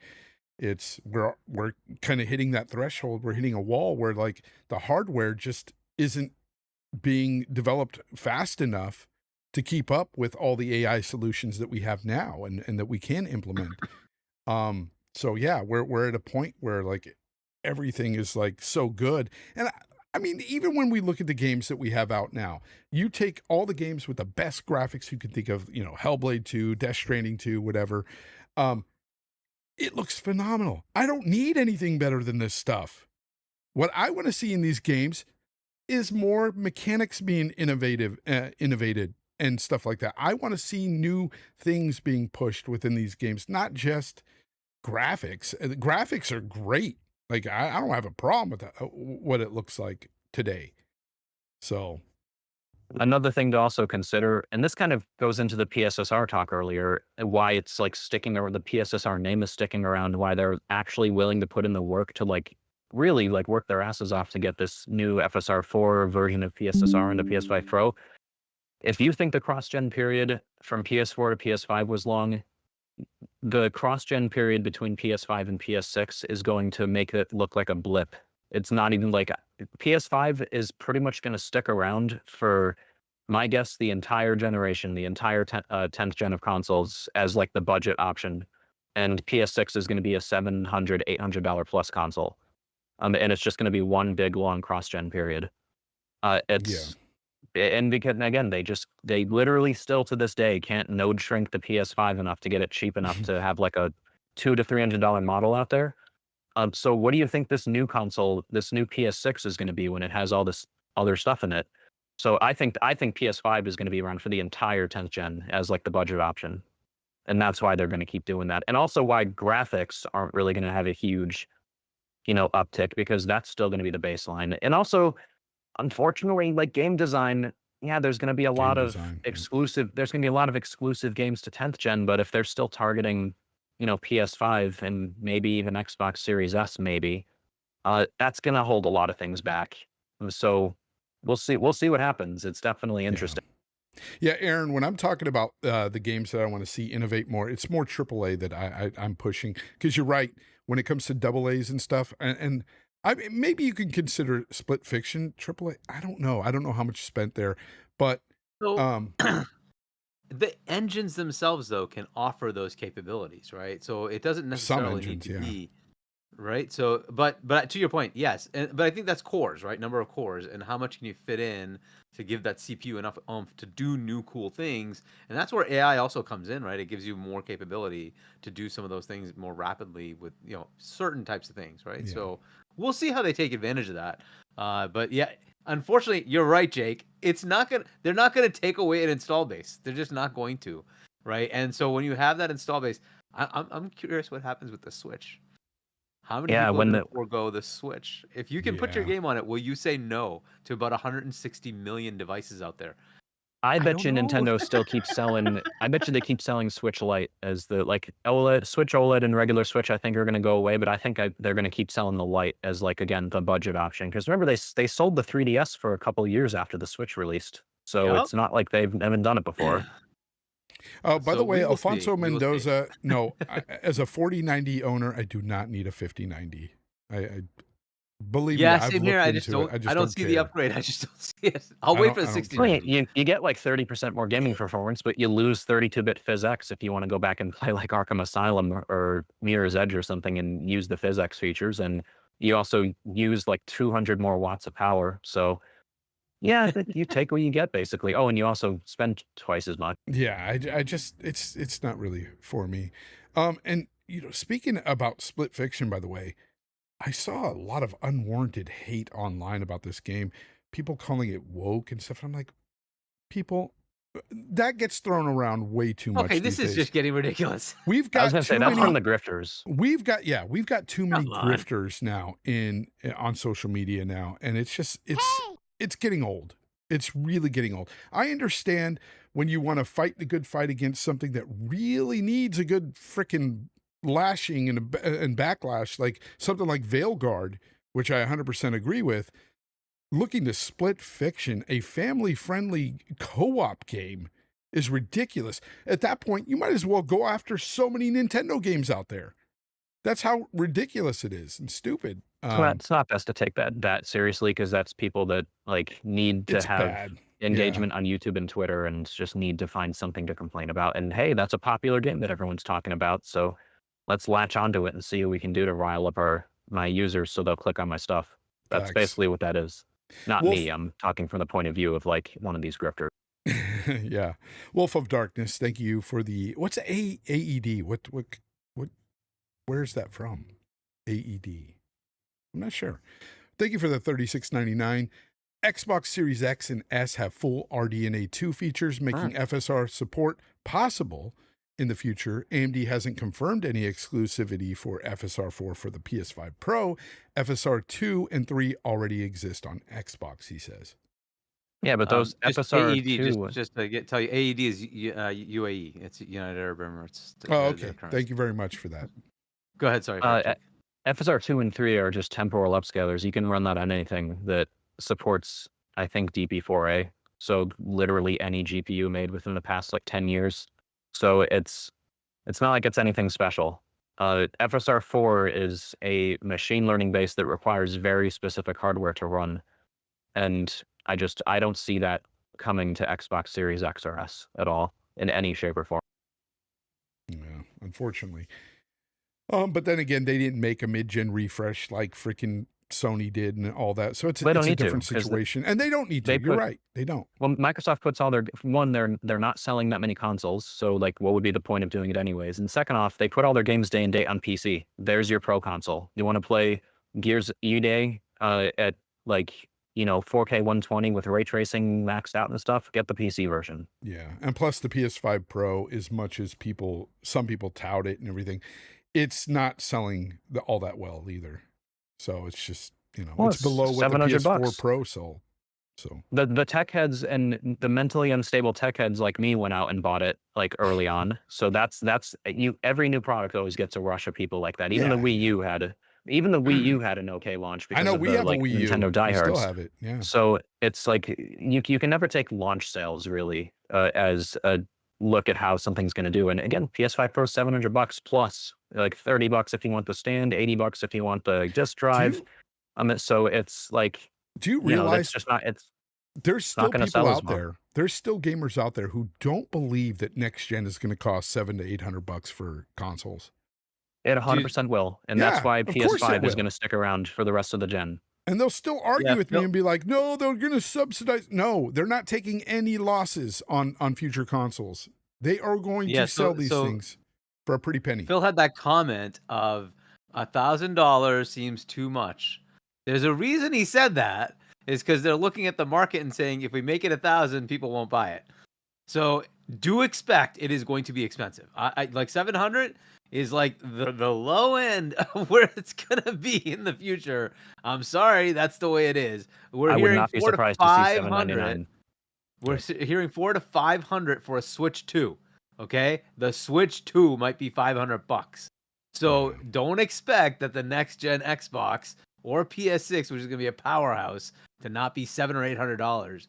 My money's on $800. I would Yeah. expect it to Especially, be by the way, $800. because Switch 2 is using an old, like a lot of budget hardware. It's still using an LCD Oh yeah. screen. It's using a T239 processor manufactured, we're pretty sure, on Samsung 8 nanometer, which is like dirt cheap. So that's a cost saved console there that's going to be 4 to 500. I think it's going to be 399 base, and then there's going to be like a 449 upgraded storage, or pro version or whatever.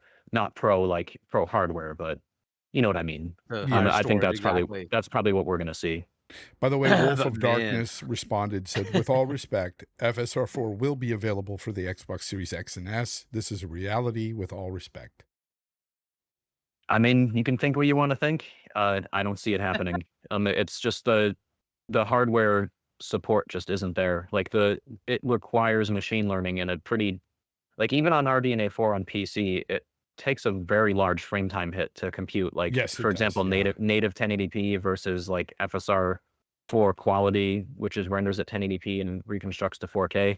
Like, that is a pretty heavy frame time cost, and that's with the relatively beefy ML hardware in RDNA 4. That's literally like what it's. I think it's like 10 to 20 times the ML acceleration that's in the Series X.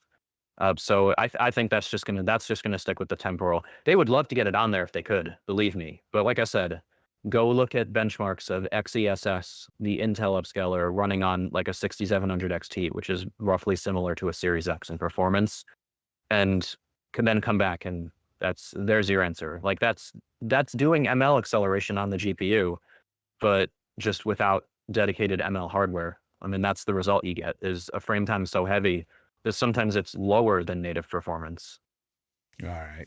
Well, guys, I'm going to have to end the show here. I've got something to do, but I just want to make sure you guys get your outros and everything.